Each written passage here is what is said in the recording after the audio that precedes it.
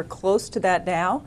Does that mean you'll be buying more if we Oh, pop up probably. I bought some earlier this year at around 205, and kind of logic behind it is that the market's being supported, some say manipulated, by the central bank, the Federal Reserve, and that's kind of undeniable since they're funding the budget deficit to the tune of $85 billion a month, which basically is the entire budget deficit. It might even be bigger than the whole budget deficit this year.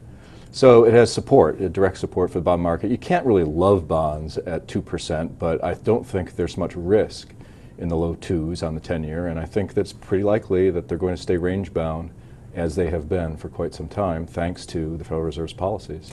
Did you read that article in the Wall Street Journal last Friday, Saturday? Basically, the Fed is, starting to think about how it's going to have a roadmap in terms of reducing quantitative easing. I mean, what do you make of that? Do you think it's all chatter here? I think that's nothing new. I mean, the minutes from the past few Fed meetings came out earlier this year, and there was kind of a kerfuffle in the market about, oh, they might be tapering off the program because they're talking about it. Well, good. I'm glad they're talking about it. Imagine a world where they didn't talk about it. They got into a room and said, let's try an extraordinarily experimental policy and not even talk about the potential problems that it might cause. But Ben Bernanke, in his testimony on Capitol Hill, as well as in private speeches more emphatically, has stated that he sees no negative consequences that are discernible yet, anyway, from quantitative easing, which rather strongly suggests that it's going to continue.